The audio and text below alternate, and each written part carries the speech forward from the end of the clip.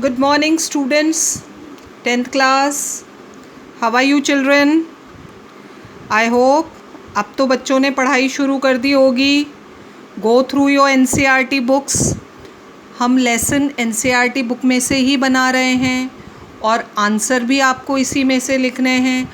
Again and again I am telling you children, answer सिर्फ NCERT book में से लेने हैं, nowhere else.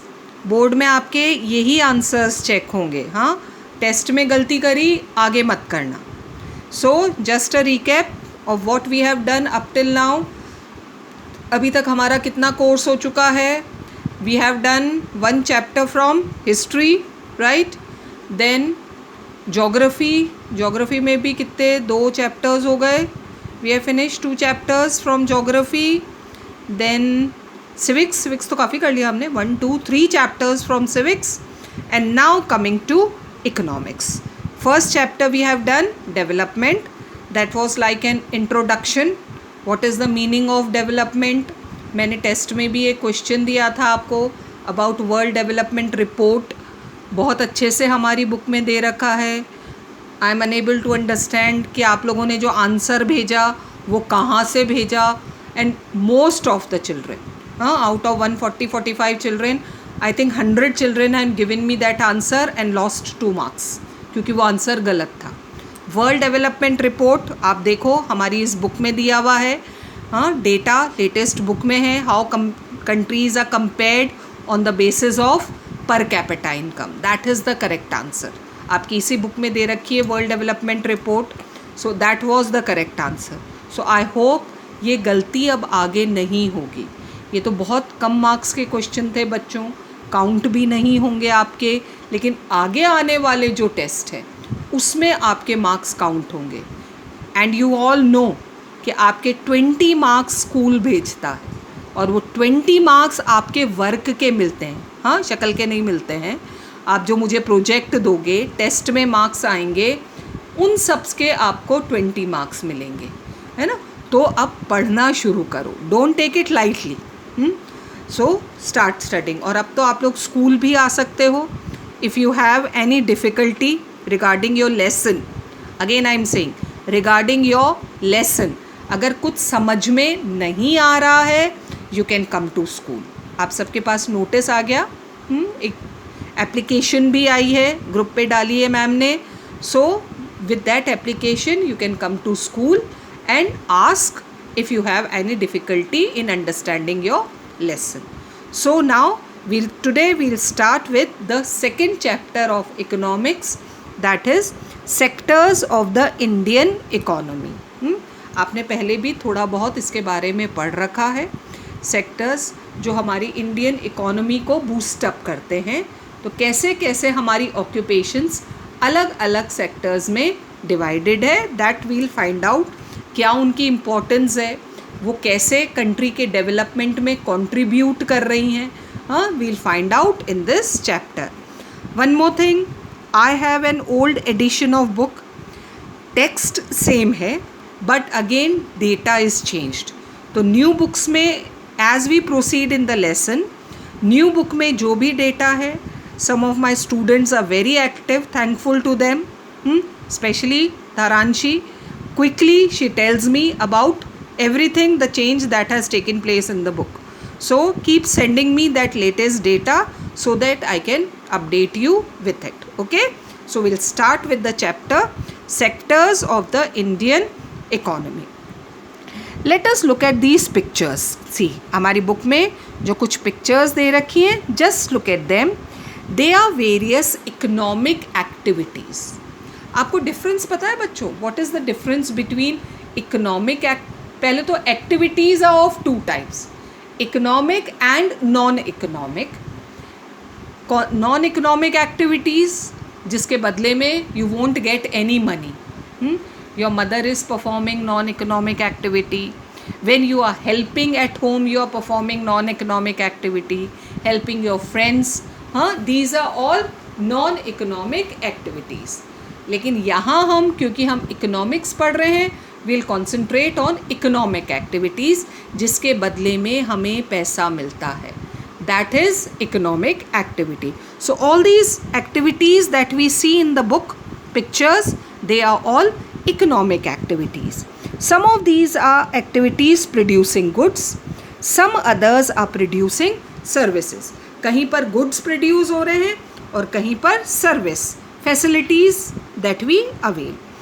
These activities are happening around us every minute, even as we speak. At present also these activities are going on.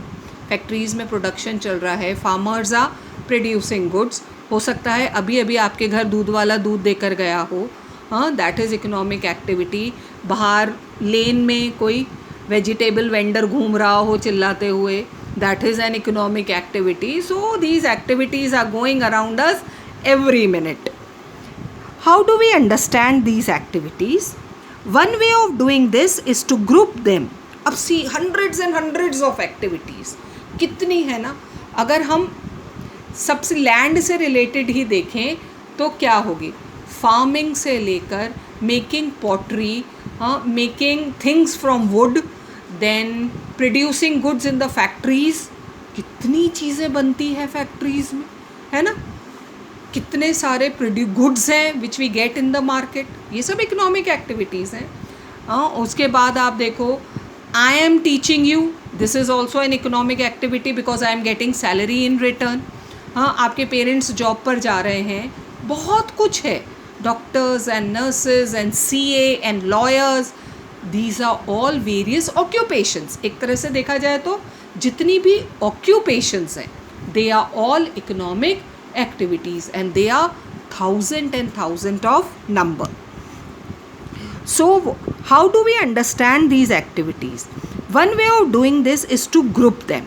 तो क्योंकि इतनी hundreds of activities हैं, so we are grouping them. हमने उनको ग्रुप में divide किया using some important criteria.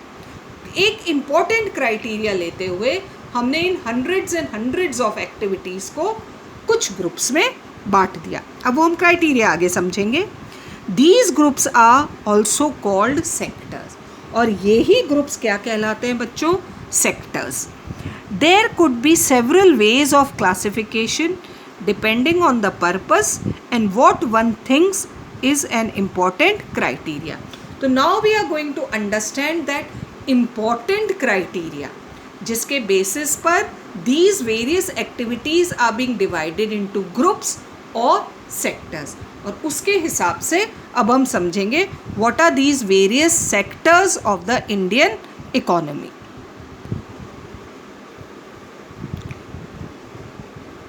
So now we begin by looking at different kind of economic activities. Let's find out what are these sectors and what is that important criteria. There are many activities that are undertaken by directly using natural resources. तो ये देखो किस base पर हमने divide किया. सबसे पहले कुछ एक्टिविटीज़ ऐसी होती हैं which are performed by directly using natural resources. Underline करो इसे. हाँ, कुछ एक्टिविटीज़ जो डायरेक्टली हमारे लैंड या नेचुरल रिसोर्स से रिलेटेड होती हैं. Take for example the cultivation of cotton, farming. ये डायरेक्टली लैंड से रिलेटेड है. It takes place within a crop season. For the growth of the cotton plant we depend mainly but not entirely on natural factors. देखो सबसे पहले तो land चाहिए to grow cotton. Then we require natural factors like rainfall, sunshine and climate for the cotton to grow. The product of this activity, cotton जो उगकर आ रहा है plant में, is a natural product. तो सब कुछ किससे रिलेटेड है, नेचर से. Similarly in the case of an activity like dairy, जिसे डेयरी फार्मिंग कहते हैं आजकल, dairy, we are dependent on the biological process of the animals. Milk, जो डेयरी फार्मिंग है स्पेशली मिल्क से रिलेटेड है. And that milk production of milk by the animals is also a natural process. And availability of fodder, what is fodder, चारा, वो भी naturally grow होता है. तो जितना अच्छा फॉडर उतना अच्छा milk. The product here milk also is a natural product, क्योंकि इसमें प्रोडक्शन में ह्यूमन बीइंग का कोई हाथ नहीं है.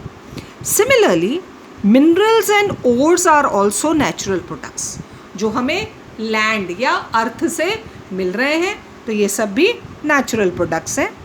When we produce a good by exploiting natural resource, nature, land या एनिमल्स या जो भी नेचर का है, जब हम उससे कोई गुड्स प्रोड्यूस कर रहे हैं, that activity is of primary sector. तो ये सेक्टर क्या कहलाता है? प्राइमरी सेक्टर कहलाता है. क्यों है प्राइमरी? वो you know what is the meaning of primary first, right? Why primary? This is because it forms the base for all the other products that we subsequently make. बहुत important line. आपको अपनी primary school याद है? आपने जब पढ़ना शुरू किया था, सबसे पहले क्या सीखा था बच्चों? Yes, 10th class. भले ही अब आप 10th में आ गए हो, लेकिन याद है थोड़ा सा? व्हेन यू जॉइंड स्कूल, तो very first thing that you learned, English में ABCD, हिंदी में AAE और मैथ्स में 1 2 3, है ना? सबसे पहले ये सीखा. आज जितनी भी आप पढ़ाई कर रहे हो, इन तीनों से अलग हो तो बताओ. सब्जेक्ट्स में अभी हम इंग्लिश ही पढ़ रहे हैं ना, इंग्लिश में हम सोशल साइंस पढ़ रहे हैं, वो सारी ABCD से मिलाकर ही तो बनी है. आप हिंदी पढ़ते हो, कुछ भी पढ़ोगे AAE से मिलाकर बना है. एंड मैथ्स 1 2 3 जो भी है वही है ना सारा, इनके बाहर कुछ भी नहीं है, इसलिए ये प्राइमरी. और यही सेक्टर की बात आ रही है, प्राइमरी सेक्टर. लैंड से ही हमारी 95% नीड्स पूरी होती हैं. लैंड से जो चीज़ें हमें मिलती है, हम उन्हें और प्रोडक्ट्स में चेंज करते हैं, वो बाद में. लेकिन सबसे पहले कहाँ से मिल रहे हैं वो चीज़ें? From the land. तो इसलिए इसको क्या कहेंगे हम? Primary sector. This is because it forms the base for all other products that we subsequently make. Since most of the natural products we get are from agriculture, dairy, देखो ये सारी activities आती हैं प्राइमरी सेक्टर में. Agriculture, dairy, fishing, forestry. This sector is also called agriculture and related sector. Either you call it primary sector or you call it agriculture and related sector. तो ये तो हुआ पहला. All the activities related to nature. This is primary sector. अब हम बात करेंगे secondary. Second, जैसे अभी आप secondary section में आ गए हो ना, second. इसलिए the secondary sector covers activities in which natural products are changed into other forms through ways of manufacturing, है ना, including industry. डायरेक्ट यूज़ नहीं कर रहे हैं. नेचर से हमें बहुत कुछ मिल रहा है, but we aren't using directly. हाँ, कॉटन हम डायरेक्टली थोड़ी ना पहन रहे हैं, या मिल्क, कच्चा दूध कौन पीता है, गेहूँ कौन खाता है. तो जो कुछ भी हमें नेचर से मिल रहा है, उसे हम अपने यूज़ में लेने लायक बना रहे हैं. कोई एक मशीन इन्वॉल्व है. That is why it is known as secondary और इंडस्ट्रियल सेक्टर. समझ में आया? विच ना natural products are change into other forms through ways of manufacturing that we associate with industrial activity. It is the next step after primary. The product is not produced by nature but has to be made. Nature ने तो कर दिया ऊपर अपना काम, अब वो जो नेचर ने हमें दिया है उसे हम चेंज कर रहे हैं. तो that has to be made and therefore some process of manufacturing is essential. कोई मशीन पर मैन्युफैक्चरिंग होती है, वो कुछ भी हो. This could be in a factory, a workshop or even at home. वो कच्चा दूध थोड़ी ना हम पी रहे हैं, उसे गैस पर गर्म कर रहे हो ना. तो that is, it can be performed at home also. For example, using cotton fiber from the plant, है ना, हमने कॉटन फाइबर लिया प्लांट से. We spin yarn, then what are we making? हमने उसका यार्न थ्रेड बनाया.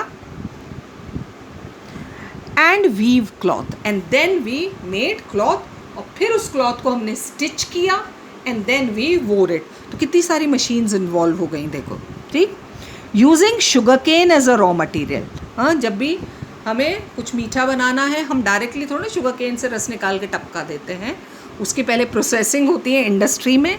Sugar is made, gur is made and then we use it. We make sugar or wood. We convert earth into bricks and use bricks to make houses and buildings.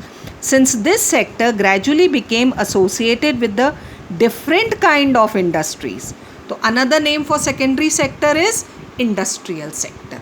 Primary sector का दूसरा नाम था agriculture and related sector और secondary sector का दूसरा नाम है industrial sector. ये हो गए दो sectors. Now the third. After primary and secondary, there is a third category of activities that falls under tertiary sector. Third sector is tertiary sector and is different from the above two. Now this sector is different from primary and secondary. कैसे? These are activities that help in the development of primary and secondary. ये activities हैं, यहाँ goods produce नहीं हो रहे हैं. Services are being produced in this sector. These activities by themselves do not produce a good, but they are an aid, help or a support for the production process. वो primary और secondary में जो production हो रहा है tertiary sector उनको help कर रहा है. For example, goods that are produced in the primary or secondary sector would need to be transported by trucks or trains and then sold in the wholesale and retail shops. तो ये transport है ना, ये क्या हुआ tertiary sector. Retail shops, wholesale shops, this is tertiary sector. At times it may be necessary to store these in godowns. We also need to talk to others over telephone or send letters, है ना, communication, what we are doing just now. This is also tertiary sector. And borrow money from banks. Banking also comes into tertiary sector to help production and trade, transport, storage, communication, banking, trade. ये सारी activities जो हमारी life को comfortable बना ली है, all these activities fall into tertiary sector. Are some examples of tertiary activities. Since these activities generate services rather than goods, the tertiary sector is also called the service sector. तो primary sector का दूसरा नाम agriculture, secondary sector का दूसरा नाम industrial और tertiary sector का दूसरा नाम सर्विस सेक्टर. तो ये हो गए बच्चों हमारे 3 सेक्टर्स. कोई भी इकोनॉमिक एक्टिविटी ऐसी नहीं है जो इन 3 सेक्टर्स के बाहर. Try to find out if you can find an economic activity other than these 3 sectors, you won't be able to find. Service sector की और थोड़ी सी बात करें, also includes some essential services that may not directly help in the production of goods.